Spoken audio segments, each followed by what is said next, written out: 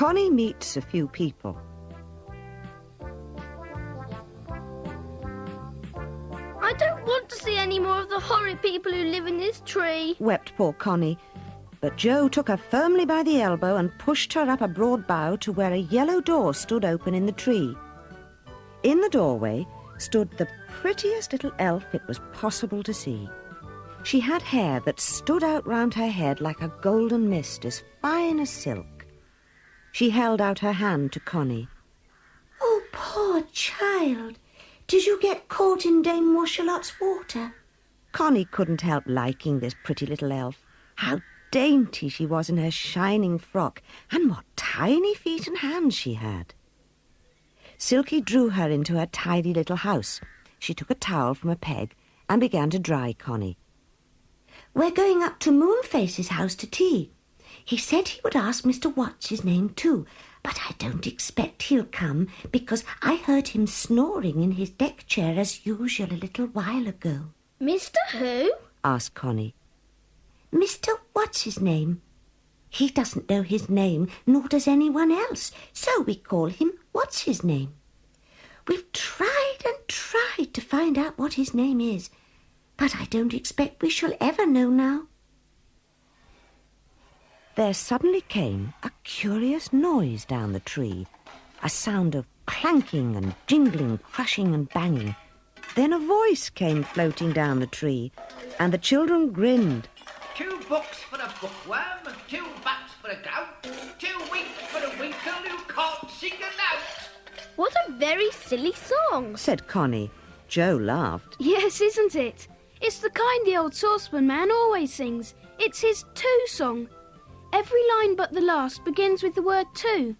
Anyone can make up a song like that. Well, I'm sure I don't want to. Said Connie, thinking that everyone in the Faraway tree must be a little bit mad.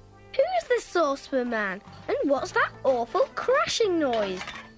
Bessie said, Only his saucepans and kettles and things. He carries them round with him. He's a darling. Once we saw him without his saucepans and things round him, and we didn't know him. He looked funny, quite different. A most extraordinary person now came into Silky's house, almost getting stuck in the door. He was covered from head to foot with saucepans, kettles and pans, which were tied round him with string. They jangled and crashed together, so everyone always knew when the saucepan man was coming. Connie stared at him in the greatest surprise. His hat was a very big saucepan, so big that it hid most of his face. She could see a wide grin, but that was about all. Then she said in a loud and rather rude voice, Who's this funny creature? Now, the saucepan man was deaf, and he didn't usually hear what was said, but this time he did, and he didn't like it. He tilted back his saucepan hat, stared at Connie, and in a voice just as loud as hers said, Who's the dirty little girl? Connie was furious. She was always so clean and dainty and well-dressed. How dare this horrid, clanking little man talk about her like that? She snapped angrily. Go away! Yes, it's a very nice day, Replied the saucepan man politely, going suddenly deaf. Don't stay here and stare. Shouted Connie. I certainly should wash your hair. It's full of soap suds. Said the saucepan man at once. Connie stared at him in rage, then turned to Joe. Is he mad? Joe and the others were most amused at this peculiar conversation. Joe shook his head. No, Saucepan isn't mad. He's just deaf. His saucepans make such a clanking noise all the time that the noise gets into his ears and he can't hear properly, so he keeps making mistakes. And Saucepan Man said, That's right, cakes, making cakes, plenty of them waiting for us at Moonface's. Joe gave it up. We'd better get up to Moonface's. It's past 4 o'clock. I hope that awful saucepan man isn't coming with us. Said Connie. For once, Saucepan heard what she said. He looked angry. I hope that nasty little girl isn't coming with us. He muttered in his turn, glaring at Connie. Silky patted the Saucepan Man on one of his kettles. Now,